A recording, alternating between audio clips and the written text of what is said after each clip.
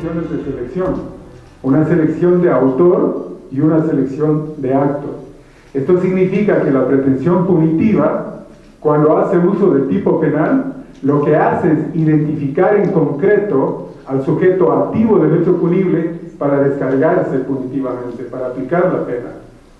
Luego, el derecho penal hace una selección de acto, porque está claro, el derecho penal es de acto. El punto de partida de toda reacción jurídico-penal es la conducta.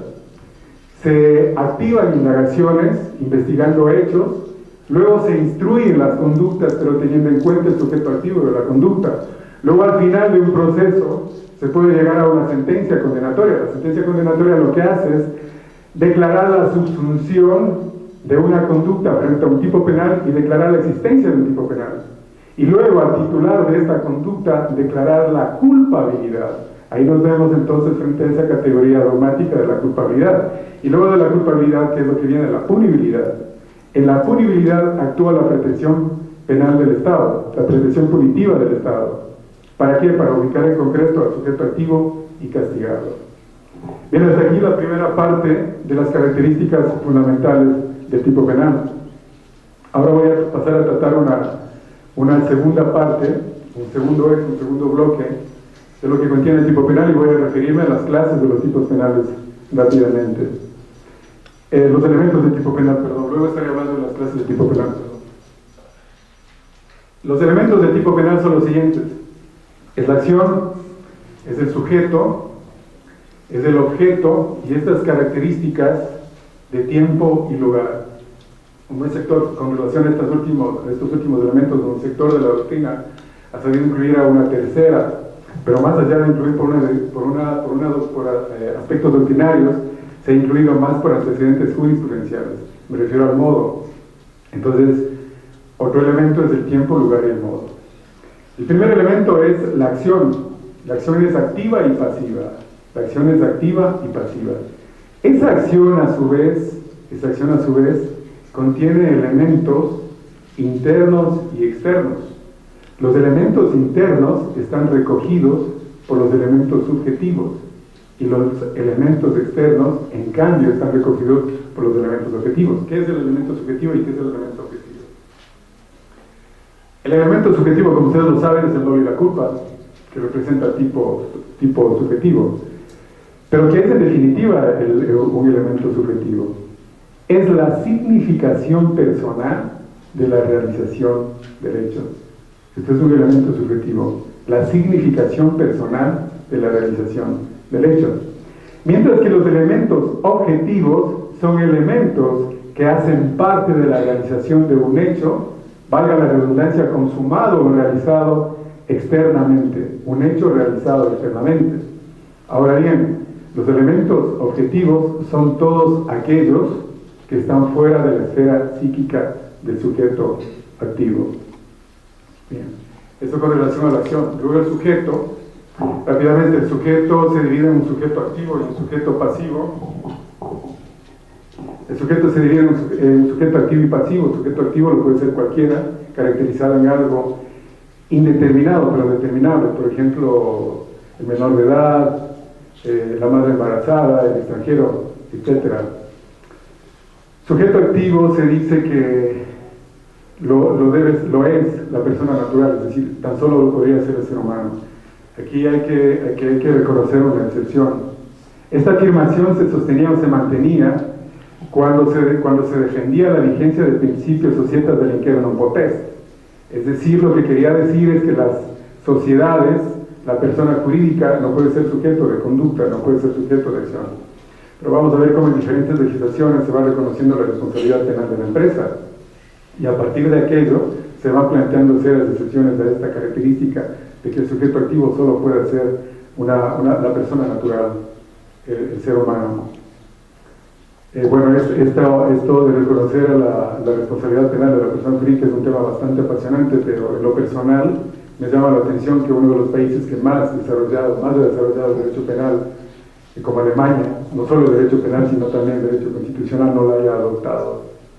Y esto realmente, la responsabilidad penal de las personas jurídicas, si uno hace un análisis minucioso, dogmáticamente, realmente plantea problemas. porque vamos a ver desde el tema de la protección punitiva del Estado, no se puede sancionar a una conducta, no se puede sancionar a una conducta, se debe sancionar al titular de la conducta. Y si la persona jurídica no es sujeto de conducta, ¿cómo puede sancionarse? ¿Cómo puede apresarse a la persona jurídica? Al fin y al cabo termina apresándose a una persona de carne y hueso. Esto genera grandes problemas. También hay otro problema cuando uno entra a analizar el desvalor de acción y el desvalor de resultado. Entonces, ¿cómo desvaloro yo la acción? Y al final, ¿cómo termino desvalorando un resultado y terminando siendo una imputación objetiva? ¿Verdad? Plantea problemas. Por esto es que un buen sector de la doctrina se mantiene escéptico frente al reconocimiento de la responsabilidad penal de la persona jurídica. En definitiva, el sujeto activo lo es quien cumple el tipo penal y responde por autor o partícipe. Hay varias clases de sujetos activos: sujeto cualificado de régimen especial, sujeto común, sujeto particular y plural. El sujeto calificado es aquel que tiene una característica por el cargo. El cargo es el que califica frente al Estado. Un buen ejemplo de esto son los funcionarios públicos frente al delito de peculado, por decirlo. Luego los sujetos activos cualificados, en cambio este refiere a las cualidades del sujeto activo: menor de edad, madre embarazada, extranjera, etc. Luego el sujeto activo de régimen especial. Dentro de esta clasificación están los militares, los menores de edad, en definitiva las personas que tienen una dignidad legal, a su vez tienen un fuero y por tanto un privilegio para ser juzgados. Y por último está el sujeto activo común, que es el que se conoce en derecho penal o en la doctrina como el hombre medio, el procomún, al que se le aplica el derecho penal común. Y también el sujeto activo particular y plural. Esa característica está relacionada más bien con la configuración del tipo penal. Es decir, hay ciertos tipos penales que se pueden consumar mediante la participación de un solo sujeto activo, pero hay otros en los cuales pueden consumarse y deben consumarse mediante la participación de una pluralidad de sujetos activos. Por ejemplo, la asociación ilícita. En definitiva, estas las características en cuanto al sujeto activo. El sujeto pasivo, en cambio, lo puede ser cualquiera, la persona natural o persona jurídica. Aquí hay que hacer una puntualización respecto al sujeto pasivo. No siempre el sujeto pasivo es la persona sobre quien recae la conducta típica. Por ejemplo, en el caso del mensajero que está haciendo un depósito de dinero a una entidad bancaria y es hurtado de ese dinero. El dinero es encargado de su jefe, pero recae la acción típica en el mensajero. El siguiente elemento es el objeto. El objeto tiene una clasificación: el objeto material y el objeto jurídico. El objeto material es el que es la cosa mueble sobre la cual recae la acción típica, mientras que el objeto jurídico es un derecho en ideal protegido. En el objeto material, por ejemplo, en el caso del hurto, es la cosa hurtada, y el objeto jurídico sería la propiedad, en definitiva. Pero el objeto jurídico tiene una relación o equivale directamente al bien jurídico. El bien jurídico, no hay que olvidar, que sirve de base para la estructura del tipo penal y para la interpretación del tipo penal. ¿Qué es el bien jurídico? El bien jurídico es un valor. El bien jurídico es un valor que no es aprehensible en el mundo real. Es un ideal en abstracto sobre el cual descansa la armonía, el bienestar, la seguridad de una convivencia social.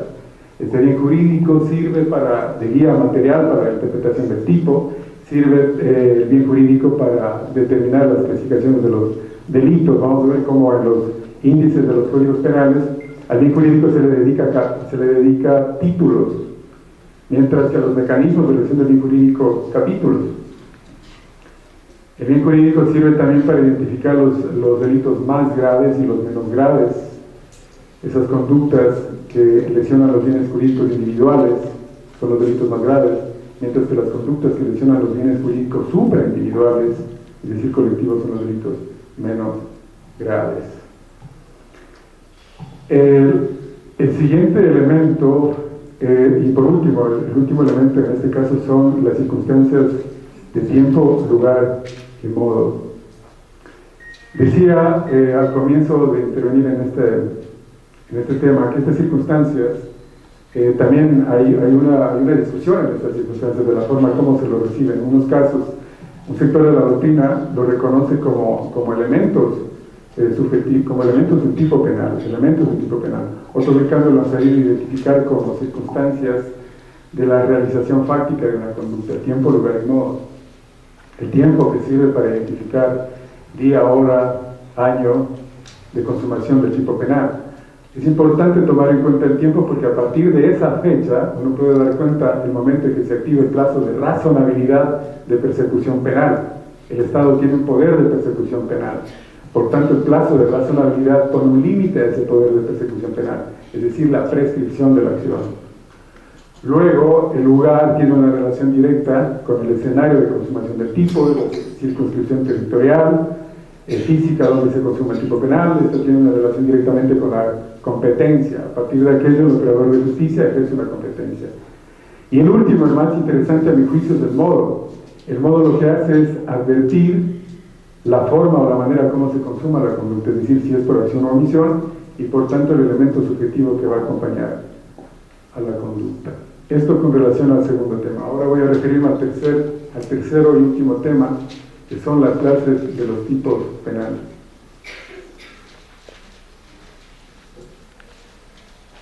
Tal vez el más importante, que contiene la descripción o el desarrollo del tipo penal. Las clases de los tipos penales se ven en tres escenarios. El primer escenario es desde la modalidad de la conducta, el segundo es según el sujeto y el tercero es según el bien jurídico. En el primer caso, según la conducta, para tomar en cuenta o reconocerse una clasificación del tipo penal a partir de la conducta, se toma en cuenta la presencia de los elementos objetivos y subjetivos. A partir de los elementos objetivos se reconoce una clasificación, es decir, los delitos de resultado y los delitos de mera actividad. Los delitos de resultado tienen una característica porque a la irrogación, a la realización de la conducta le sigue un resultado. Y entre la acción y el resultado debe haber una relación de causalidad e imputación objetiva. Luego, estos delitos, a partir del momento de consumación, reconocen otra clasificación. Los delitos instantáneos, los delitos permanentes y los delitos de Estado. En los delitos instantáneos está el homicidio, en los delitos permanentes está el secuestro y en los delitos de Estado está la falsificación. En cuanto a esta clasificación desde el tipo o desde el reconocimiento del elemento objetivo, se reconoce más que clasificación, se da cuenta de la importancia que tiene la división entre el delito de resultado y el delito de mera actividad. El delito de mera actividad, con el solo cumplimiento de la conducta, se consume el delito. Es importante, decía, tomar en cuenta la división que se hace entre el delito de resultado y el delito de mera actividad, para dar cuenta frente a qué tipo penal se encuentra a partir del momento de la consumación del delito. Y una segunda característica importante es porque a partir de esta división se reconocen las formas imperfectas de realización del tipo penal, como el caso de la tentativa. Otra segunda clasificación es la acción y la omisión. Ya lo habíamos dicho, la acción lo que hace es vulnerar, infringir un supuesto derecho prohibitivo, mientras que la omisión lo que hace es infringir un supuesto derecho mandatorio, es decir, prohibitivo cuando se prohíbe realizar una conducta, mandatorio en cambio cuando se manda que se realice una conducta. Precisamente en ese supuesto derecho mandatorio está la omisión.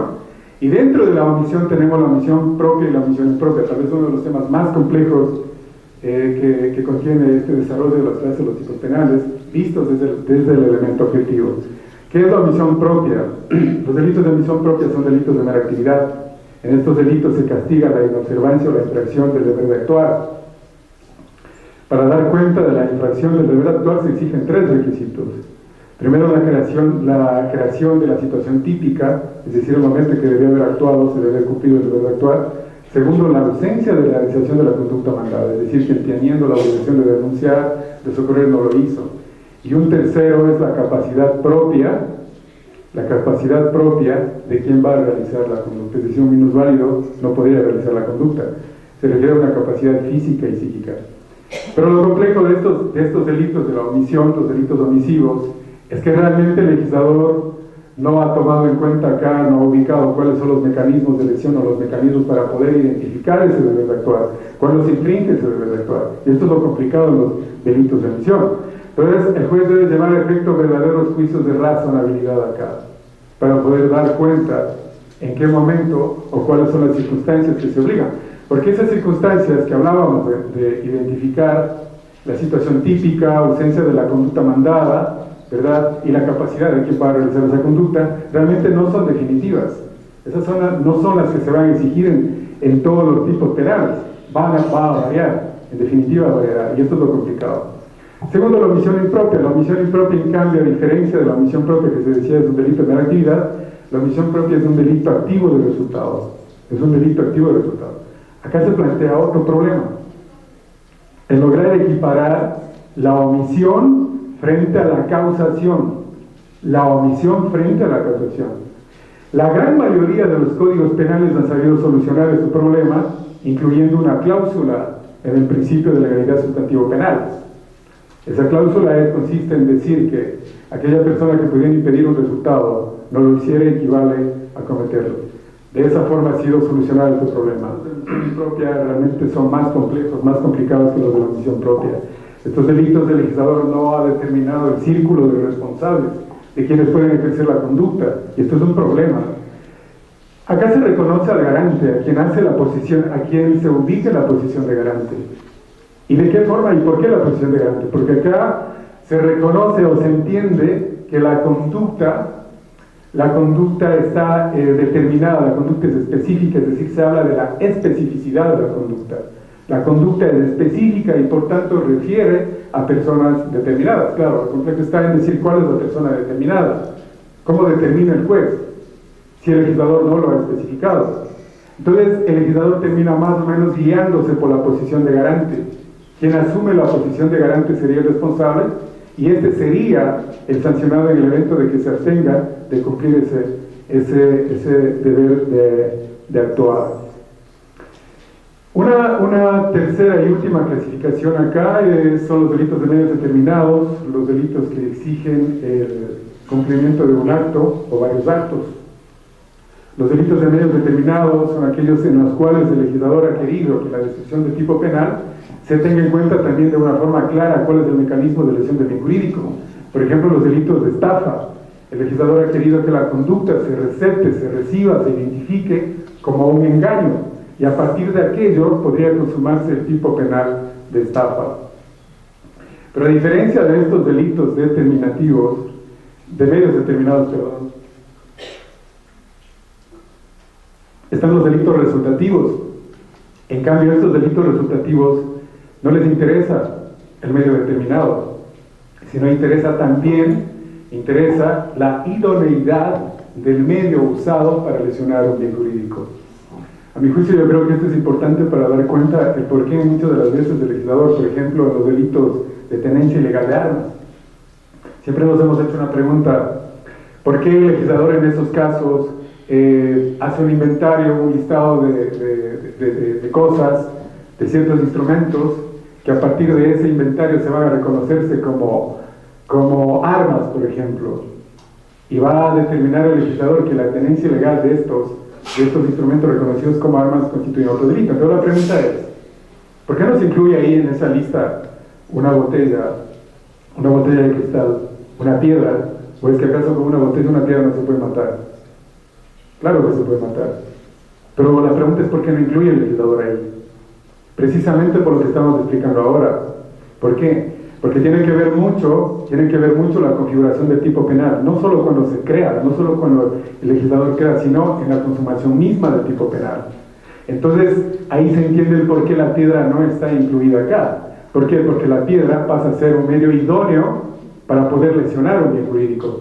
Por tanto, no hace falta que se incluya, porque ese va a ser un medio idóneo para poder lesionar un bien jurídico y poder identificarse como tal. Por último, existen los delitos de un acto o varios actos. Esto se refiere a la realización de la conducta, por ejemplo, el hurto. Y en otros, en el hurto, y también tiene relación con el bien jurídico que se salvaguarda. En otros, en cambio, un buen ejemplo es cómo está redactando el nuevo Código Penal Integral, el hurto y el robo. En el hurto se verifica una conducta, en el robo, en cambio, a más de apoderarse de la cosa ajena, hay que hacer uso de la violencia o la fuerza. Este es un ejemplo. La segunda clasificación vista desde los sujetos se refiere al sujeto activo, al sujeto pasivo, esto ya lo hemos hablado, las características del sujeto lo hemos determinado, pero además de esto reconoce otra clasificación que son los delitos de propia mano. Los delitos de propia mano exigen que el sujeto activo intervenga él físicamente en la consumación del tipo penal. Acá en estos delitos no se admite la autoría inmediata. ¿Qué es la autoría inmediata? La autoría inmediata es la instrumentalización de una persona para cometer un delito. Más o menos lo que antes se reconocía como el autor intelectual y material, pero esto completamente ahora no tiene sentido, no tiene nada que ver. Un ejemplo es cuando una persona quiere matar a otra persona y está en un restaurante, por decirlo, y utiliza al mesero que va a llevar el vaso de agua, espera que se distraiga el mesero, pone veneno en el agua, luego el mesero traslada el vaso de agua a esta persona y termina envenenándose. Ahí podemos ver cómo el verdadero sujeto activo instrumentaliza. Esto es la autoría inmediata. En estos casos de delitos de propia mano, por lógica, no se admitiría la autoría inmediata. Y la última, y con la cual termino mi intervención, es el reconocimiento de la clase de los tipos penales a partir del bien jurídico. A partir del bien jurídico, acá se dividen delitos simples y compuestos, y delitos de lesión y delitos de peligro. Los delitos simples tienen que ver con el objeto jurídico que se está salvaguardando. Es decir, se realiza una conducta, el caso del hurto, realiza una conducta de hurto y está salvaguardando la propiedad. Los delitos compuestos realiza una conducta y a su vez está salvaguardando varios valores jurídicos. El secuestro con extorsión, por ejemplo, salvaguarda el bien jurídico, valor jurídico de la libertad y a su vez del patrimonio. Esto en cuanto a los delitos simples y compuestos. Y por último, los delitos de lesión y los delitos de peligro. Los delitos de lesión no son más que los delitos de resultado. En estos delitos se exige el menoscabo efectivo del bien jurídico, el menoscabo del bien jurídico. Dentro de esta clase de tipos penales están los delitos contra la vida, los delitos contra la integridad personal. Por otro lado están los delitos de peligro. En cambio, los delitos de peligro lo que se exige es precisamente eso, el peligro, el riesgo inminente. Y esto se divide en delitos de peligro concreto y abstracto. En los delitos de peligro concreto, lo que tiene que hacer el juez es exigir la proximidad del riesgo frente al bien jurídico, un riesgo determinado y un bien jurídico determinado. El ejemplo son las armas químicas, el envenenamiento del agua, la contaminación del agua. Y luego tenemos el delito de peligro abstracto. En cambio, estos delitos son los famosos delitos identificados como los delitos estadísticos. Acá se reconoce el famoso adelantamiento de la barrera de protección del derecho penal. En los delitos de peligro abstracto, el juez no debe exigir la proximidad del peligro hacia el bien jurídico. Acá lo que tiene que exigir es realmente el riesgo inminente, la existencia de ese peligro indeterminado para cualquier bien jurídico. Por ejemplo, conducir un vehículo bajo los efectos del estado etílico. Hasta aquí mi intervención, espero no haber descansado. Les agradezco a cada uno de ustedes por su atención. Gracias y hasta otra oportunidad.